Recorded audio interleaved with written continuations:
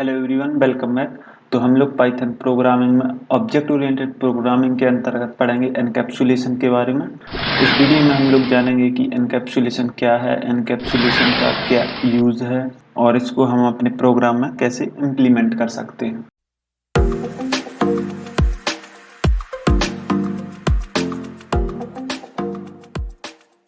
तो सबसे पहले जानते हैं कि एनकैप्सुलेशन क्या है। Encapsulation is a process of wrapping up data members like member variable, member method into a single unit. जो हमारी क्लास का डेटा होता है उसको एक सिंगल यूनिट में, हमारा जो डेटा होता है, जो वेरिएबल होते हैं उनको एक सिंगल यूनिट में रैप करना एनकैप्सुलेशन कहलाता है और वो हम लोग करते हैं क्लास और ऑब्जेक्ट की मदद से। ये था क्या एनकैप्सुलेशन। यदि हम रियल वर्ल्ड एग्जांपल लें एनकैप्सुलेशन का, तो एक कॉलेज लीजिए और कॉलेज में जो डिपार्टमेंट है, मान लीजिए कंप्यूटर साइंस डिपार्टमेंट है और दूसरा डिपार्टमेंट है ईसी। तो जो ईसी डिपार्टमेंट है वो डेटा को एक्सेस नहीं कर पाएगा कंप्यूटर साइंस डिपार्टमेंट के डेटा को, और जो कंप्यूटर साइंस का डिपार्टमेंट है वो ईसी डिपार्टमेंट का डेटा को एक्सेस नहीं कर पाएगा। और जो रिस्ट्रिक्शन हम लगाएंगे वो क्या है, एक एनकैप्सुलेशन है, ताकि कोई भी जो कंप्यूटर साइंस के हैं वो ईसी का डेटा ना एक्सेस कर पाए। ये था रियल वर्ल्ड एग्जाम्पल एनकैप्सुलेशन का। अब हम देखते हैं कि एनकैप्सुलेशन की हमें क्या ज़रूरत है। तो एनकैप्सुलेशन एक प्रोटेक्टिव लेयर की तरह वर्क करता है हमारे प्रोग्राम में और यह सिक्योरिटी प्रोवाइड करता है।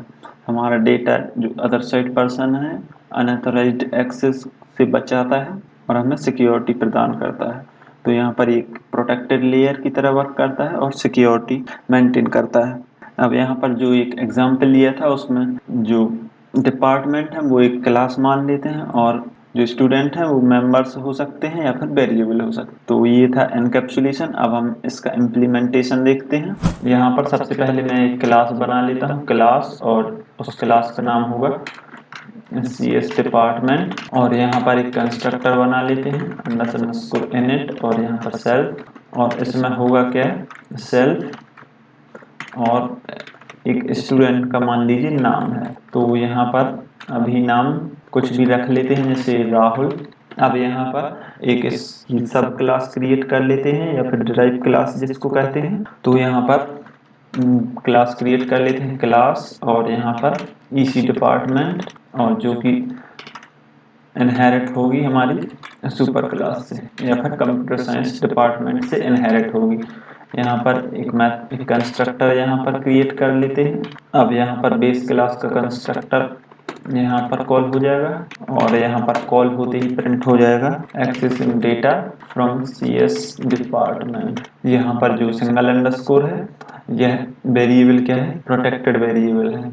यदि हम इसको प्राइवेट बनाना है तो यहाँ पर डबल अंडरस्कोर लगा देंगे तो वो प्राइवेट बन जाएगा। क्योंकि अब अभी हमें प्राइवेट नहीं बनाना है तो वहाँ पर हमने सिर्फ सिंगल अंडरस्कोर का यूज किया है। अब यहाँ पर हम उस स्टूडेंट का नाम प्रिंट कर देते हैं, यहाँ पर सेल्फ अंडरस्कोर नेम। और अब हम इस सब क्लास का एक ऑब्जेक्ट क्रिएट कर देते हैं S1 इज इक्वल टू और EC डिपार्टमेंट।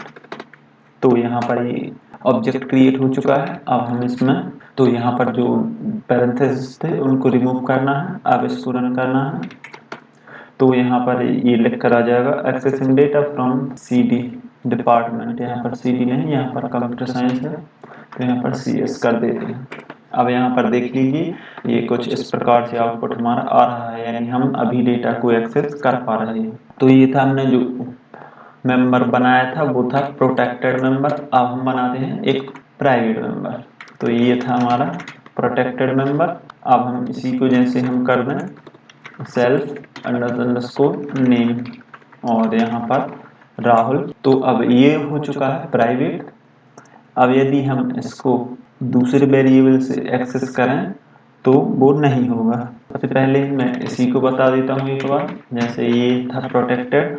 अब यदि मैं S1 की सहायता से जो प्रोटेक्टेड है उसको मैं यूज करना चाहूँ तो वो नहीं कर पाऊंगा। जैसे यहाँ पर नेम, अब मैं इसको रन करता हूँ तो यहाँ पर कुछ एक एरर देखने को मिलेगी, क्योंकि जो मेंबर है वो प्रोटेक्टेड है, तो हम इसको बाहर यूज नहीं कर पाएंगे। तो अपन ने ये भी देख लिया। अब हम देखते हैं प्राइवेट मेंबर को। यहाँ पर प्राइवेट मेंबर और यहाँ पर सेल्फ डबल अंडरस्कोर नेम क्या था, राहुल। तो यहाँ पर अब मेंबर प्राइवेट है तो हम उसको डायरेक्ट क्लास में यूज नहीं कर सकते हैं।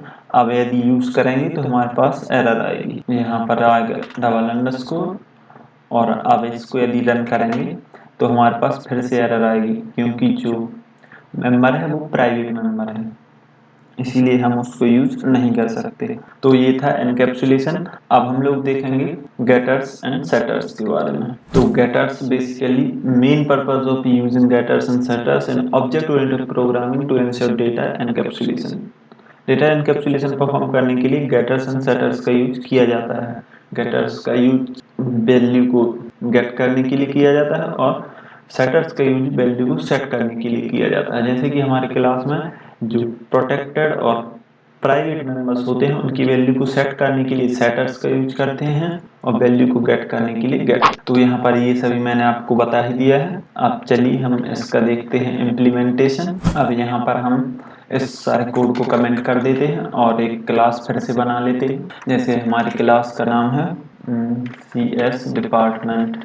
अब यहाँ पर एक कंस्ट्रक्टर होगा और इस क्लास के अंदर एक स्टूडेंट होगा जिसका कुछ नाम होगा, जैसे सेल्फ।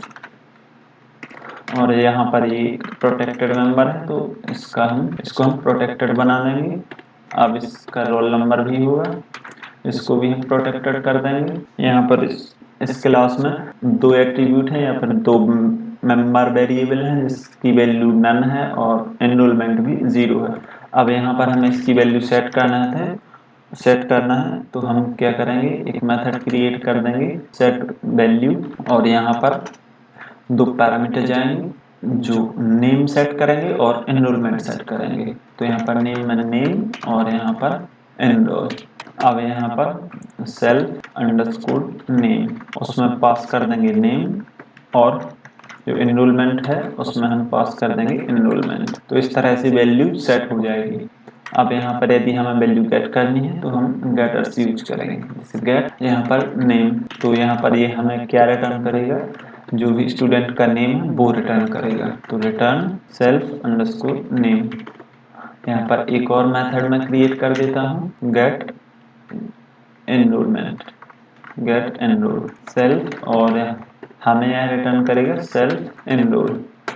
यहाँ पर मैं अलग अलग मेथड भी क्रिएट कर सकता हूँ नाम और एनरोलमेंट सेट करने के लिए।